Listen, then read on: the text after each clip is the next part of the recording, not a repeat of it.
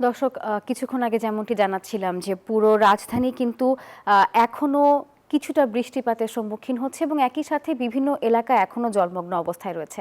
সকাল থেকে আমাদের সহকর্মীরা একে একে আমাদের সাথে যুক্ত হয়েছেন এবং জানানোর চেষ্টা করেছেন ঢাকার কোন এলাকার অবস্থা আসলে কেমন।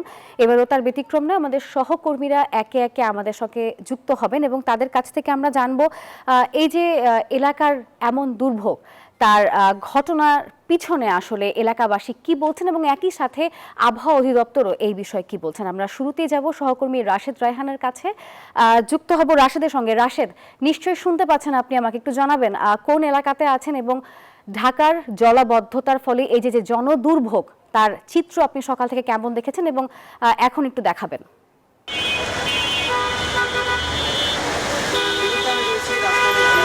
এবং কিছুক্ষণ আগে ধানমন্ডি ফার্মগেট সহ বিভিন্ন এলাকা ঘুরে আসলে দেখেছি যে জলাবদ্ধতার অবস্থা যেটি গতকাল থেকে আসলে বেশ ব্যাপক পর্যায়ে পৌঁছেছিল, যে কারণে জনভোগান্তি অনেকটা বেড়ে গেছিল। আজকে সকাল থেকে যে বৃষ্টি এবং কিছুক্ষণ আগে সেই বৃষ্টি কিন্তু অনেকটাই বেড়ে গেছিলো। এখন যদিও বৃষ্টি নেই, এই সড়কের পানি কিন্তু আসলে অনেকটাই কমে এসেছিল। এখন কিন্তু আবারও সেই একেবারেই গ্রিন রোড জুড়ে, যেটি আগেও বলেছিলাম যে এই সড়ক জুড়ে কিন্তু আসলে অনেকগুলো বেসরকারি হাসপাতাল রয়েছে, বেশ কিছু স্কুল রয়েছে বেসরকারি সহ। সেই অফিসগামী মানুষ থেকে যারা রোগী রয়েছেন তারা থেকে স্কুলের শিশুরা থেকে সবাই কিন্তু আবারও আসলে বিপাকে পড়েছে। সকালে যখন আমি এখান থেকে লাইভ দিয়েছিলাম তখন কিন্তু পানি আসলে প্রায় কমে গিয়েছিল। আমরা দেখছিলাম যে সিটি কর্পোরেশনের লোক যারা রয়েছে তারা আসলে কাজ করছিল, এখানের পানি কিন্তু ম্যানহোল থেকে আসলে অনেকটাই নেমে যাচ্ছিল এবং আবারও বৃষ্টিপাতের ফলে কিন্তু এই কিছু সময়ের মধ্যে 1 ঘন্টার মধ্যেই বলা যায় আসলে আবারও একেবারে হাঁটু সমান জল কিন্তু হয়ে গেছে। প্রতিটি গাড়ি কিন্তু একেবারে অর্ধেক পুরোতে ডুবে যাচ্ছে। যাতায়াত কিন্তু আসলে পায়ে হেঁটে করাটা অনেকটাই মুশকিল হয়ে যাচ্ছে। কোথাও ম্যানহোল আছে কিনা, কোথাও গর্ত আছে কিনা সেটি কিন্তু বোঝা আসলে অনেকটাই আসলে কঠিন হয়ে গিয়েছে। এই যে পথ, সে পথ কিন্তু আসলে গ্রিন রোডের পুরো জায়গাটি কিন্তু যদ্দূর চোখ যায় দেখা যাচ্ছে পুরো জায়গাটি কিন্তু একেবারে জলবদ্ধতা, অর্থাৎ পানি কিন্তু আসলে আটকে আছে সেটি কিন্তু আমরা দেখতে পাচ্ছি এবং যারা যাতায়াত করছেন বাধ্য হয়ে কিন্তু তাদেরকে আসলে করতে হচ্ছে এবং বিশেষ করে স্কুলগামী পরীক্ষার্থী থেকে শুরু করে যারা আছে তারা কিন্তু আসলে বেশি বিপাকে পড়েছে, কারণ অনেক বাসার সামনে থেকেই আসলে শুরু হয় এই জলবদ্ধতা। সেটি শুরু হয়ে কিন্তু তাদেরকে আসলে সেই পানি ভাঙেই কিন্তু আসলে যাতায়াত শুরু করতে হয়, আসতে হয়। সেটি থেকে শুরু করে কিন্তু সেই পথ ভাঙে এই পানির মধ্যে দিয়ে কিন্তু এসে তারপরে তাদেরকে যে অফিস বলুন বা স্কুল বলুন সেখানে কিন্তু পৌঁছতে। আমরা এই মুহূর্তে একটি অ্যাম্বুলেন্স দেখতে পাচ্ছি।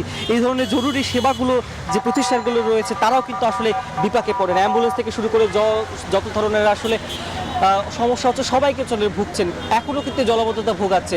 রাজধানীর আরও বিভিন্ন জায়গায় এরকম সমস্যা হচ্ছে। এই মুহূর্তে আমার সহকর্মী ইমন রয়েছে নিউ মার্কেটে। ইমন, জানাবেন সেখানে আসলে জলবদ্ধতায় কী অবস্থা, সেখানে বিদ্যুৎ সংযোগ আছে কিনা, ব্যবসায়ীরা আসলে কিভাবে কাজ করতে পারছেন কিনা, জলবদ্ধতার কী অবস্থা জানাবেন। রাশেদ, আপনি যেমনটা বলছিলেন, আমি এখন নিউ মার্কেট এলাকায় রয়েছি। আমার এই পাশে চন্দ্রিমা সুপার মার্কেট, এই পাশে ফুটপাত, মাঝখান দিয়ে গাড়ি ঘোড়া চলাচল করছে। আমি যদি একটু দেখাতে চাই, আমি ঠিক যে জায়গাটায় দাঁড়িয়ে আছি আমার ঠিক এই পাশেই দোকানপাট তারা আসলে খুলেছে, কিন্তু তাদের আসলে কাজের কাজ কিছুই হয়নি। তাদের দোকানের মধ্যে পানি উঠে গেছে। একটু আগেই দোকানদারদের সাথে আমার কথা হচ্ছিল, তিনি আমাদেরকে যেটি জানিয়েছেন যে গত 40 বছর ধরে একের পর এক সরকার এসেছে, একের পর এক একজন দায়িত্বে এসেছে, আবার দায়িত্ব ছেড়ে দিয়েছে, কিন্তু তাদের লাভ আসলে কিছুই হয়নি। যদি সামান্য পরিমাণ বৃষ্টি হয়, যেমন গতকাল রাত থেকে বৃষ্টি হচ্ছে, মাঝে বৃষ্টি কমেছিল, সকালে অল্প কিছু বৃষ্টি হওয়ার ফলে নিউ মার্কেট এলাকা কিন্তু এখন হাঁটু পানির নিচে। যেমনটা আপনি দেখতেছিলেন যে আসলে এখানকার দোকানদার যারা আছে তারা ঠিকই দোকান খুলছে, কিন্তু তাদের ব্যবসা বাণিজ্য সকাল থেকে একটা কাস্টমারও তারা পাননি বলে আমাদেরকে জানিয়েছেন।